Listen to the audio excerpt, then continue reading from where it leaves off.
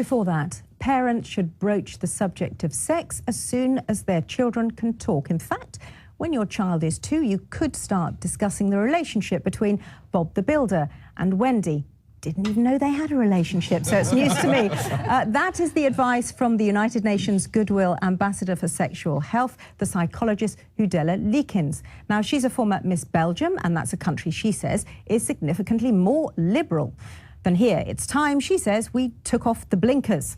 Well, in England, sex education is compulsory in state schools for children who are 11 and over. Primary schools must teach sex education in terms of physical reproduction in science lessons and biology. But the complex themes of relationships are taught at the school's discretion. It's a similar situation in the rest of the UK. Earlier this year, a group of MPs called for sex and relationships education to be made compulsory from the age of 5. So, are Miss Leekens and the others right? Are we too prudish? How young is too young to learn about the birds and the bees, or Bob and Wendy? Tommy Sandu took to the streets of Chelmsford to talk about sex. How happy are you talking to me about sex? Weren't expecting that one. Yeah, doesn't bother me. Do you think we are prudish as a nation when it comes to talking about sex? Yeah, I think we are actually, aren't we? I had friends in school that had babies at the age of 13 because they wasn't educated at home. I think we have a very strange sort of attitude towards sex where we think we're quite liberated, but actually I think we are a bit uptight about it personally. What is the right age for children to learn about sex? About 10, because you get kids nowadays having kids because they don't know about anything, do they? Secondary school age, going up to secondary school, because it's a big change and I think people are quite overwhelmed. And 11, 12, yeah, just start educating them. What if then shows like Bob the Builder were being used to educate kids about sex? I think it's a great idea because they'll be able to relate it. Depends how far they want to go. It depends how X-rated Bob the Builder becomes. I'm not sure kids are really going through a stage where they're sort of sexually curious. So it seems to me personally slightly unnecessary to do it that young. They could do more harm than good if they're presenting a child with information that the child is not then ready to receive and the parent isn't in a position to deal with it. What if he started to look like he was interested in Mrs. Bob the Builder? Or Mr. Bob. Or Mr. Bob. Yeah. Hey. what is the content that they're teaching? You don't want to talk to them about, you know, condoms and everything, but... You don't think that's right? You don't think a 3-year-old should know about condoms or sex? No. I don't think they would relate to it.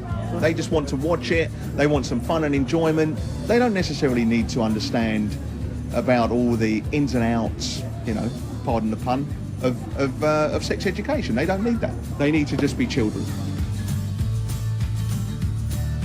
Do let us know what you think. You can text, call, email or tweet us. I just want to ask the panel first, if you can remember, how old were you when you heard about what sex was? And how did you find out, Christina? I was a toddler, actually, and my brother and sister came back from primary school shell-shocked by a film that had been shown and instantly told me of the facts of life, or some of them. It was all very vague in my head, but I was completely horrified and made damn sure I didn't do anything like it for a very long time. Was quite successful at that, so not really. I went to a Catholic primary school and secondary school. And so my earliest memory of that would have been in secondary school, in first or second year secondary school. So about I think having a sibling, a younger sibling, and then asking the question, where did he come from, is actually quite an important learning process as part of growing up when you've got younger brothers and sisters, and actually, you know, asking that question, provided you're not told it came on a bundle under a tree. A stalk. You know, stalk stuff. You know, which I think is one of the sort of silly stories we need to get away from. You should speak honestly and tell children how it is. Yasmin? I never had any sex. You know, we did, in Asian families, nobody talks about sex. We haven't even got words in our languages for the body parts. Really? We don't. We have only 2 words that I can think of. And they're kind of words you laugh at, you know.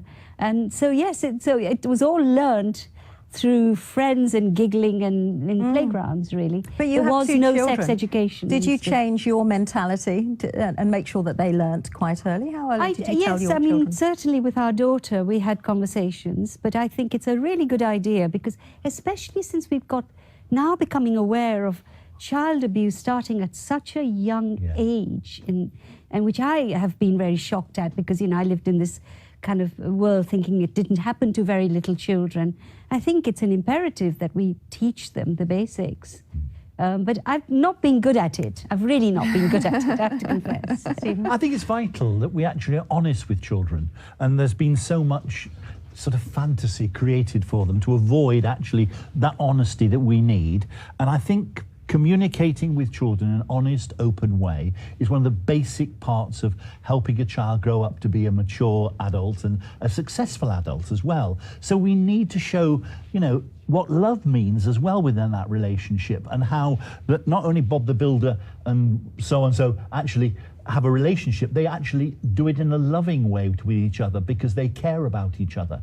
And that's a vital part of the relationship. I always thought they're business partners. Well, yeah, it's simply a business partner. Yeah, Clement, do you agree with that? I mean, asking questions like, and this is what the Belgian UN Goodwill ambassador says, how does Bob feel about Wendy and what would they do if they were in love? Just sort of phrasing it in a relationship way. I have 4 children, the youngest of which is 3 and the oldest is 23. And so, and we've had conversations over the years. 2, 3, 4, 5 years old is way too young. Why? Why? Oh, they're not thinking about that. Well, what do they ask you questions about? Where did they come from? Well, they don't ask those questions. You know, when my wife was pregnant with our 3-year-old, the next eldest child said, you know, what's in mummy's belly? You know, it's a baby. You know, the idea. I think the problem with our young people today, there's too much sexual information out there. Children are being sexualized way too early. They've got too much access. They've got smartphones. They've got easy access to all sorts of bizarre things on the internet, including pornography. No, I'm of the opinion that I think 10, 11, 12 years old is a very healthy time to begin that type of conversation. What happens if too questions early? I think they become too sexualized. Well, I think what happens... 3-year-old, 4-year-old, too sexualized. I think what happens is what's happening at the moment. At the moment, Britain has the highest rate of teenage pregnancy in Western Europe. There's been a lot of progress on teenage pregnancy. There has been, but we're still up there. We're actually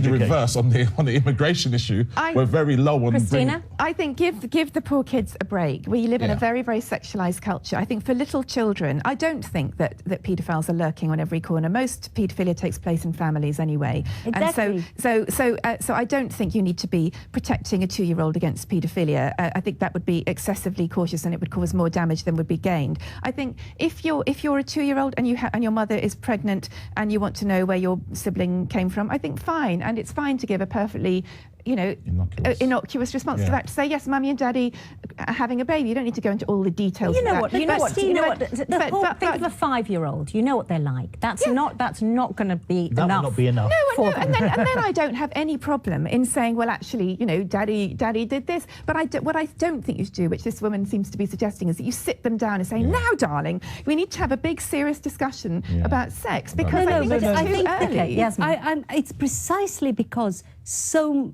much hidden abuse happens in families that I think it should happen outside families as well as, and we do have a sexualized culture, and increasingly so. You can get little T-shirts which are appalling in their sexualization, but to have a sober, sensible person telling you what is right and what is wrong.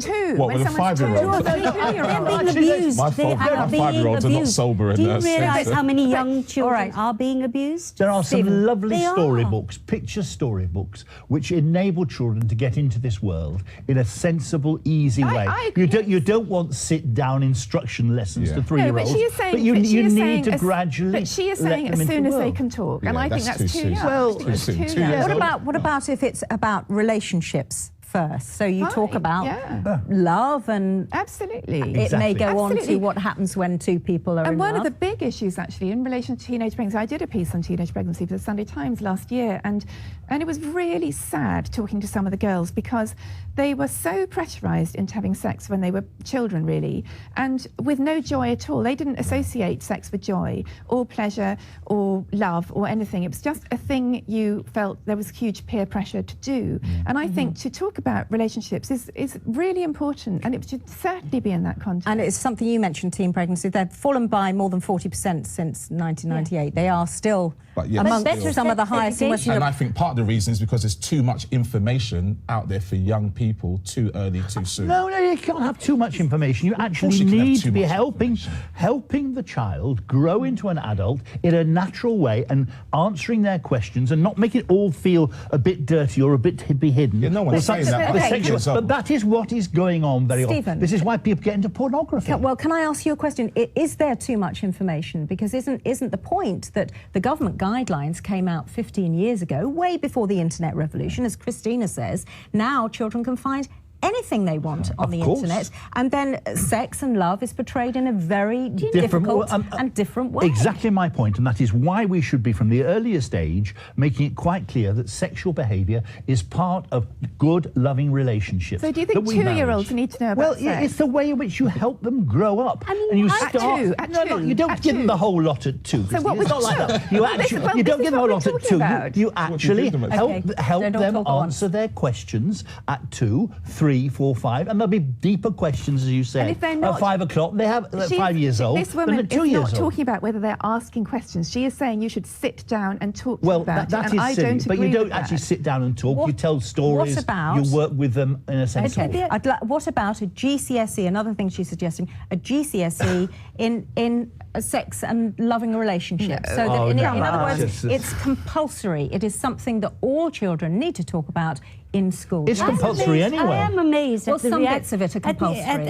At the reaction to this. We have allowed a society to be created without hollering about it, which is extraordinarily, dangerously sexualized everywhere. Billboards, adverts. We don't protect our children from any of that. And yet we get horrified if we want to deal with the subject in a sensible way. No, we're not Where horrified. is the sense We're in not this? being horrified. We're talking Clement, about what's the 2-year-olds. answer here? Because everybody's saying we've got an overly sexualized culture. Well, the issue about teaching the children about love, hopefully they'll see that modelled in the home.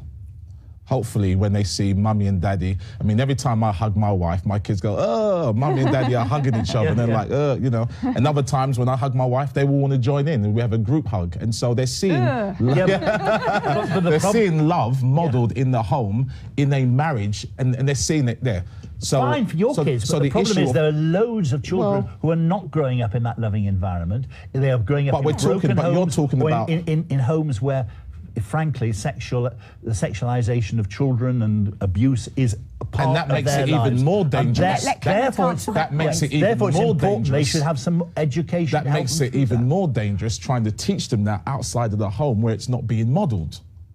So they would never know that it's wrong when uncle is doing bad things to them because they haven't been educated. Well, absolutely. We're not talking about child abuse here. We're not talking about... you have to be educated. All right, OK. I disagree that teaching 2-year-old kids about sexual behaviour protects them against child abuse. OK, Clement says if you're going to teach them about it, you teach it within a family environment rather than enforce it in school. And I'm interested in what our viewers are saying at home, Tommy. There's a fairly even split, actually, between people saying that actually by teaching toddlers you can prevent teenage pregnancies, or you may be taking away the innocence of childhood. Bill saying, of course toddlers shouldn't be taught about sex in school, it's the parents' job. What do we want to do? Frighten our young children? And Kath, agreeing with what Bishop Stephen was saying, really, in a way, because she's saying toddlers need to be given honest answers to their questions in an age-appropriate way. When my 3-year-old starts to ask about her baby sibling, I'll give her honest answers. And the text from tweet from Steph saying, if young children aren't taught about sex, they won't understand consent and may be isolated and at risk of abuse. Kind of what you were saying, Yasmin. Yeah, absolutely. She's saying exactly. Just want to, thanks very much, Tommy. Do keep them coming in. Just want to give you this figure. 2/3 of parents want primary schools to teach basic medically correct terms for sexual organs and to be taught about puberty before it happens. And 3/4 want children to be taught what's safe behaviour and what's not in school. That's online and elsewhere. And those are fairly high numbers. I think primary school, I have no problem with primary school. It's toddlers I have a problem with. I think... Absolutely, I would agree with that sentiment. 2, 3, 4, 5, in my opinion, is too young. When they're in the latter stages of primary school, definitely. Secondary school, absolutely. OK, what should happen now then in schools? So some of it in state schools in England, elsewhere in the UK, is compulsory. So chats in biology and science, and they also talk about sexually transmitted diseases. But the whole relationships thing, I think it should be compulsory. I think it should be compulsory in all schools, including faith schools and including private schools. I think that... Yeah, what do you mean by relationships? Compulsory in faith schools as well. Compulsory relationship. No, that you teach children about sex and relationships in a compulsory Yeah, setting. and I'd like to throw in that marriage. I would like to, I think a lot of young people need to be taught about marriage. They need to be taught about sex from the Christian perspective was meant to be expressed in the paradigm of marriage. Not everybody is a Christian, though. I know, I understand that, but there's a marketplace of views, and that model can also have its voice amongst all the other voices. And so I would be happy for that one to be explored as well as all the other views. In primary school? Probably more in secondary school. When I was in primary school, you know, I was probably afraid of girls. I remember a teacher, whenever I was naughty, she'd make me sit next to a girl, you know, or hold hands when we walked to the library. And so you seem to have got over it fairly quickly. That's what a good wife does. It was we're actually getting locked entirely to a mechanistic approach towards sex. And actually, if we bind it into things like literature, and even music, there is something about the way in which that can convey sexuality and romance and so on, and relating that into the mechanistic stuff seems to be vital. But the notion all the time that this has to be sat down, today is sex, and we are going to show you a film or tell you what happens here, there, and give you advice on STDs and condoms, I think is losing it, really, in terms of the way in which it needs to be presented as part of the total education of the child. Okay, thanks very much to all of you.